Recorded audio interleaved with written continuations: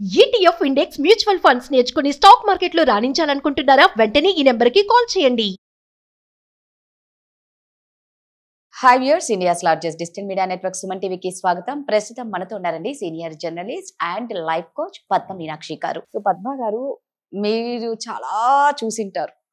ఒక మనిషిని ఒకరు ఎలా చేస్తారంటే నూరిపోయడం అని అంటూ ఉంటారు. అది అత్తా కోడల్లో అవ్వచ్చు, భార్యాభర్తల్లో అవ్వచ్చు, అక్కా చెల్లెల్లో, ప్రతి ఇంట్లో ఖచ్చితంగా ఇలాంటిదైతే ఖచ్చితంగా ఉంటుందండి. అంటే ఇప్పుడు మిమ్మల్ని కాదు అని వెళ్ళిపోయిన పర్సన్ గురించి మీరు ఇంకొకరి దగ్గరికి వెళ్ళి వాళ్ళ గురించి వాళ్ళు వినకపోయినా వాళ్ళని కూర్చోపెట్టి గంటలు అవతలోని మైండ్ మొత్తం పొల్యూట్ చేసేస్తారు. మనం ఇది చూస్తూ ఉంటాం. కోడలు వచ్చేసి అత్త గురించి కొడుకుకు చెప్తుంది, లేదా తల్లి వచ్చి భార్య గురించి కొడుకుకు చెప్తుంది. భార్యాభర్తలు, విడిపోయిన జంటలు ఈ పోయడం అనేది అవతలోళ్ళని ఎంత నష్టానికి తెస్తున్నారు అనేది వీళ్ళకి అంత మైండ్కి ఎక్కదో ఏమో. వీళ్ళకి అదే పని, ఇంకా వేరే పని ఉండదు. నేను సింపతి కొట్టేయాలి, నా మీద జాలి నేను చూపించుకోవాలి, నన్ను పాపం అనాలి.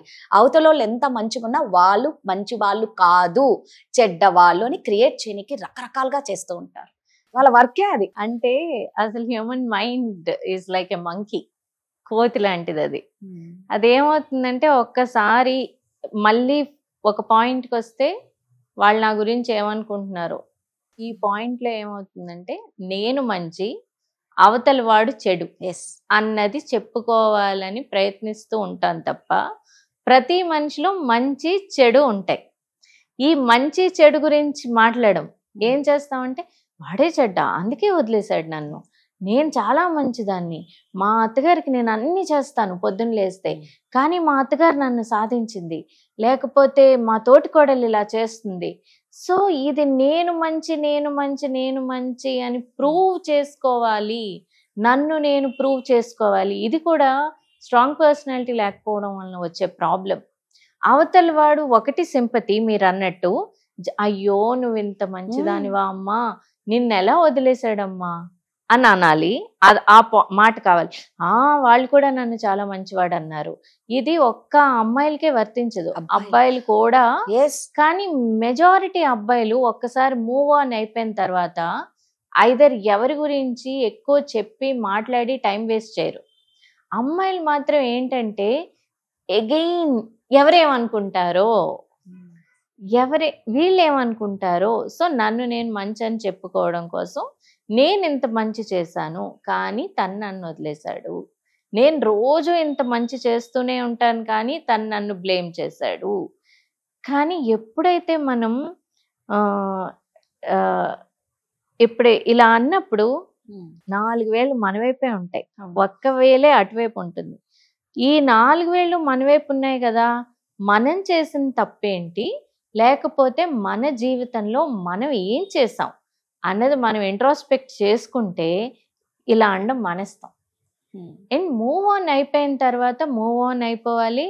అవతల మనిషి చెడ్డవాడే అవ్వచ్చు, ఎందుకు వీళ్ళతో చెప్పడం వల్ల ఏమైనా మారిపోతాడా? నీ సిచ్యువేషన్ మారిపోతుందా? మారదు. నిన్ను మంచి అని నీకేమైనా సన్మానాలు చేస్తారా, దండలు వేస్తారా? నీ జీవితం ఓవర్ నైట్ మారిపోతుందా? మారదు. ఈ నార్సిసిజం ఉంటుంది. నార్సిసిజంలో ఏంటంటే అందరూ వచ్చి కూర్చుని పొగడాలి. Even not for a woman. కొంతమందికి ఎలా ఉంటుంది, నేను ఇంత చేశానంటే వా మీరు ఇంత చేశారు, మీరు గొప్ప, వాళ్ళే తప్పు. అది వాళ్ళకి దే నీడ్ సైకలాజికల్ ట్రీట్మెంట్ యాక్చువల్గా. ఎందుకంటే వాళ్ళకి అవతల వాళ్ళని వాళ్ళే తప్పు అని అంటుంటే నలుగురు కూర్చుని, లేకపోతే ఒక మనిషి కూర్చుని అవునండి మీరు చాలా మంచి వాళ్ళండి, వాళ్ళు తప్పు చేశారని అంటుంటే వీళ్ళకి హీలింగ్. అది దట్స్ ఎ హీలింగ్. ఆ హీలింగ్ కోసం అలా చేస్తారు. వాళ్ళకు కూడా తెలీదు ఈ మాట్లాడుతున్నప్పుడు ఇంత మనం అవతల వాడి రెప్యుటేషన్ బ్యాడ్ చేస్తున్నామని. వీళ్ళు మళ్ళీ అక్కడికి వెళ్ళి మాట్లాడతారు, అది కూడా తెలీదు. ఇలా చెప్పారండి అని చెప్పి వాళ్ళకి చెప్తారు. అవతల వ్యక్తి మెచ్యూర్డ్ వ్యక్తి అయితే ఒక్క నవ్వు ఊరుకుంటారు. అవతల వ్యక్తి మెచ్యూర్డ్ వ్యక్తి కాకపోతే వాళ్ళ సైడ్ చెప్తారు. ఈ 2 సైడ్లు విని మధ్యలో ఉన్న వాళ్ళు నాటకం ఆడతారు. So it's better don't try to explain your self to others too much. Let others judge. మీరు నన్ను జడ్జ్ చేయాలంటే మీరే జడ్జ్ చేసుకోండి. నేను చెప్పి నేనింత మంచి రాదా అని నేను చెప్పేందుకు? నేను ఎంత చెప్పినా మీ జడ్జ్మెంట్, మీ అభిప్రాయం నా మీద Correct. ఉంటుంది కదా. సో నేనెందుకు దాన్ని మార్చాలి?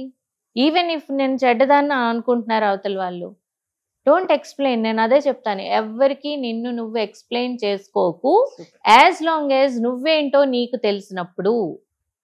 Unless that is needed, much needed. And నువ్వు ఎక్స్ప్లెయిన్ చేయడానికి అవతల వ్యక్తికి కూడా అదే విధమైన మెంటల్ ఫ్రీక్వెన్సీ ఉందా, అర్థం చేసుకుంటారా, ఎక్స్ప్లెయిన్ చేయి.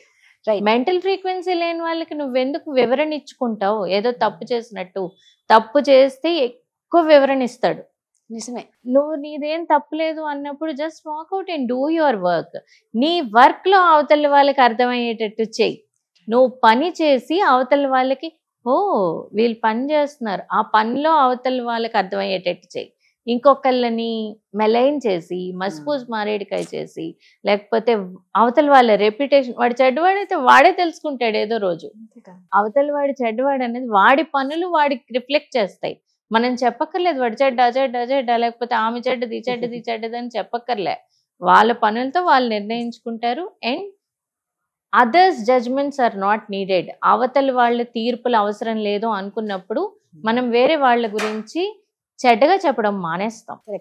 మీరు అన్నట్టు ఇట్లా ప్రతి ఒక్కరికి ఎక్స్ప్లెనేషన్ ఇచ్చుకుంటే లైఫ్ టైం అంతా అయిపోతుంది, నువ్వేం సాధించలేవు. చెప్పేవాళ్ళు వినేవాళ్ళు కూడా ఒకసారి వింటారేమో, 2 సార్లు వింటారు, 3వసారి నువ్వు చెప్తే నీ మీదే అసహ్యం వస్తుంది. ఇంత దిమాగ్ ఖరాబ్ చేస్తున్నాడు, బోర్ కొట్టేస్తుంది. ఇటు కొందరు ఉంటారు ఈ ఇన్ఫర్మేషన్ అంతా అటిస్తారు, అట్నుంచి తెచ్చి ఇటిస్తారు, వాళ్ళని చేస్తున్నారు. యా యువర్ ఏంటంటారు, breeding. Your breeding negativity, breed positivity.